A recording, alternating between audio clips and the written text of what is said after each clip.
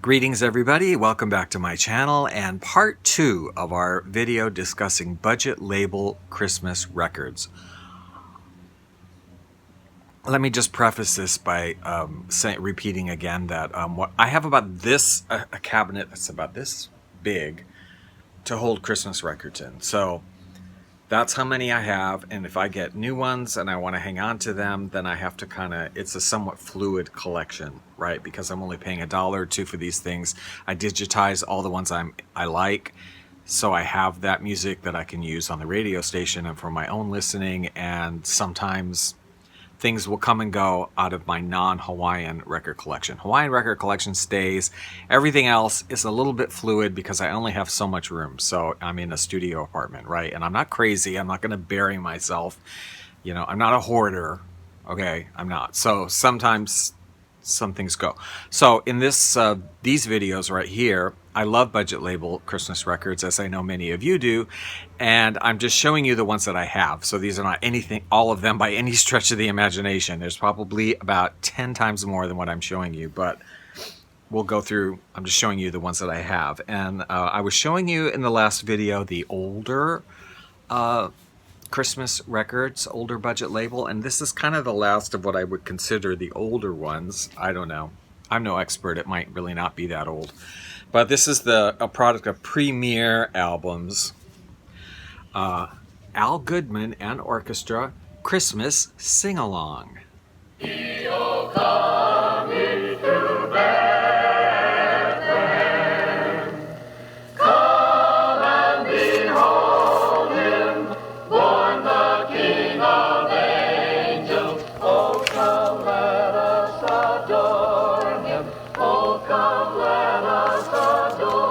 So yeah, excuse me. I had not digitized this yet. It was just been sitting in the collection, and I was digitizing it this week, got about halfway through, and I was like, you know what? Honest to gosh, I really don't like this record. Like, I don't want to hear this again. I don't like it. So I didn't finish, and it's going to go in the donation bin or whatever. I have a friend that does yard sales a couple of times a year, and I usually, if I'm getting rid of any records, any vinyl, I give them to him because he'll sell them at his yard sale. Or I take them back to a thrift store, but I just as soon give it to him.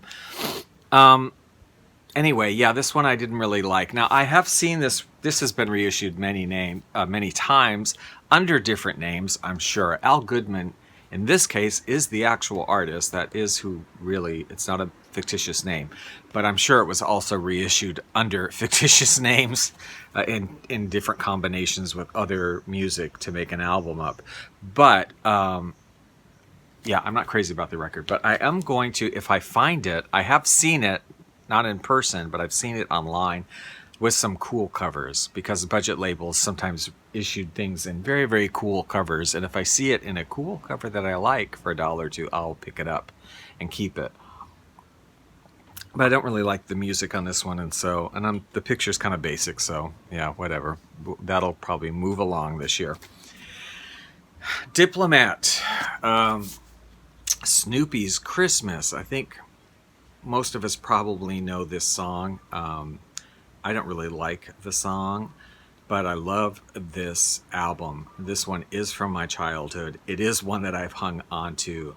I do like this record because Snoopy's Christmas is the only non-original on it. The rest of it is all original compositions that they wrote for this record, you know, by who's it by? Like another made-up name. Oh, this one doesn't even say, does it? Interesting. I think I've had it where they call it the Peppermint Candy Kids or something, but now I'm really noticing this one doesn't have any artist listed on it whatsoever. Drops, chocolate Santa, lollipops, what a wonderful Christmas treat. All the candy that you can eat. Christmas wouldn't be Christmas without the Christmas candy. Snowflakes, fill me with delight, fill me with delight, what a lovely sight. Tiny snowflakes, fill me with delight, 'cause I know that Christmas will be white. Like, you know, we're not going to even bother to even say who this is. But I like this record. I like I like the music, and I do hang on to it because it's one I had in childhood. I have a lot of fond memories of it, as with the next one. In fact, the next one is probably my favorite amongst the budgets. It is something I had as a child. It is something I eagerly looked forward to getting out of the closet at Christmas time and starting to play this one a lot. I did wear it out. I have replaced it. This is a replacement copy. I will never give this up as long as I live. This is just a record I love to death. It's by the same group of people as did the Snoopy's Christmas, whoever they are. Here they're called the Carolier. Try saying that fast 5 times. Singers and orchestras. The album, this is on Diplomat also, Sleigh Ride Jingle Bells. Now this is not 2 songs, the famous Sleigh Ride and the famous Jingle Bells. This is a song they wrote called Sleigh Ride Jingle Bells. And all the other songs also, just like the other one, are all originals, and they're super cute. Like, to this day, I know it's a kid's record, but I love listening to this record. Happy, happy Christmas, Santa's on his way. Soon you'll hear him say, Ho, ho, ho, it's Christmas. Ho, ho, ho, it's true. and a very Merry Christmas to you. In my Christmas stocking, and it's not Now, if you... I gotta tape the bottom, though, don't I? If you listen to many of these budget label Christmas records, you will notice that it seems like on many of them, it's the same sort of group of, like, I don't know, 3, 4, 5 singers doing all the vocals. Like, they sound the same, whether they're calling them the Peppermint Candy Kids or the Caroliers or the Ho-Ho Mistletoers or whatever. They sound kind of like the same group. Well, they kind of are. And there's a Christmas book I'm just going to show you quickly that came out in 2010. That is a fabulous book. You really should have it. If you like Christmas stuff, like vintage Christmas nostalgia, you need this book in your life. Christmas Wishes, a catalog of vintage holiday treats by Tim Hollis from the year 2010. The reason I bring this up is because in this book is a fabulous section on Christmas records. It's fabulous. Mostly kiddie, the records you had as kids. Sing a Kris Kringle jingle, and it's a whole section with pictures and information about some of these very records that we're looking at today, amongst many other ones. And that the question of who are, because so many of us grew up with these Carolier singers, who the heck are they? Who really were they? And he writes about this in here, that trying to find out himself and trying to research it, and it's like the people are long gone pretty much that had anything to do with these recordings, and it is going to be probably forever shrouded in mystery. We'll probably never really know who these people were, but it's a great book and a great section about the music. You really should get it if you don't have it. Happy holidays! For the happiest of Christmas tunes, you simply must tune into Moody Mood Music on Live 365, where you will hear so many of your favorite vintage Christmas tunes. Some of them are even older than I am. Well, I just sit around here all day listening to Christmas tunes on Moody Mood Music on Live 365. Won't you please join me? The link is below. Continuing on, here are the Mistletoe Singers, who are amazingly sort of like the Carol Singers and the Peppermint Candy Kids and whatever. This album is 'Twas the Night Before Christmas. 4 calling birds, 3 French hens, 2 turtle doves, and a partridge in a pear tree. On the 6th day of Christmas, my true love gave to me 6 geese a-laying, 5 golden rings. This is Peter Pan Records. Birds, 3 French hens, 2 turtle doves, and a partridge in a pear tree. Yeah, now this one actually was kind of hidden. I didn't even know I had this. I recently discovered a little pile of things that was underneath some record bags and things that I didn't realize was there. And there were some Christmas records in there I must have picked up somewhere for $1 a while back, and I hadn't listened to them yet. So I was listening and digitizing things the other day. And this is another one that when I listened to it, Yeah, I didn't, this record I didn't really like so much. I'll spin it again maybe, but I was kind of thinking, I don't know, this one might go away this year too. It's kind of, yeah.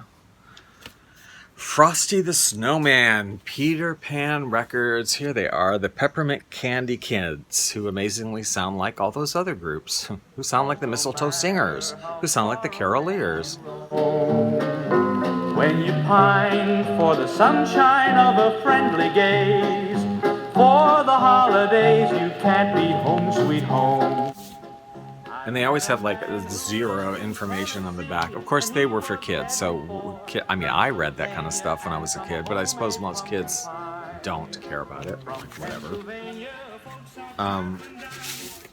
This one's okay too. It's not fabulous. Like, yeah, I guess part of it's just sentimental. Like, I didn't have it as a kid, so I don't quite have the connection to it that I probably would if I had had it as a kid. So when I listen to this one, it's like there's a couple songs that are cute to me, and the rest of it's kind of eh. And there's a bunch I don't have that I used to have from this mysterious budget label kids group. One record, I can't remember which one it was. I don't have it now, but I have the music, digitized. But it has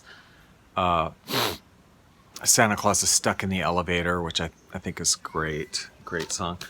And then finally, for these kiddie ones, there's this one, the Chipmunk Song by the Bunny Hoppers. Children of the world, unite tonight. We can show the world the light tonight. All around the world we are stars tonight. Rulers of the world, that's what we are tonight. Anything we want, we get you that tonight. And what do we want this Christmas?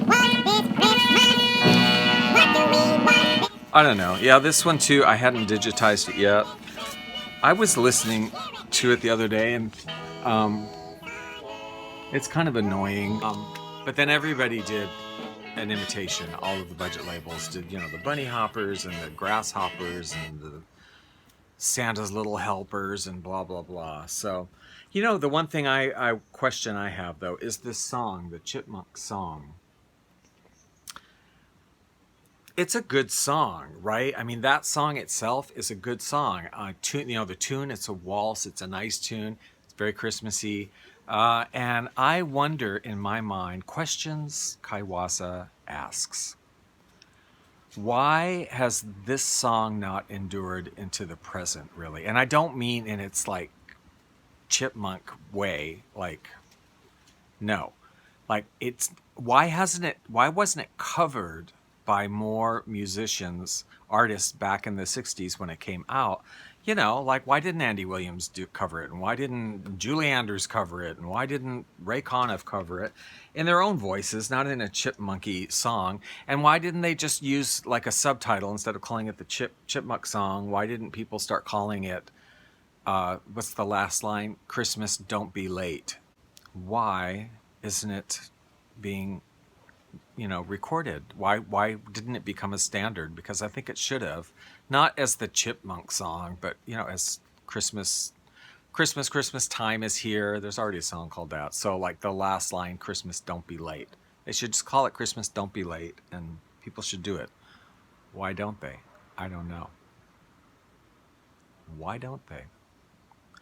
Anyway, I am going to stop here and say thank you for watching. If you like, please give it a thumbs up and leave comments below. I love the comments and hearing from people who've had these records or thoughts or ideas about it and about the Chipmunk Song. So that's it for today. Next part will be part 3, and I think that will do it. Okay, have a good day.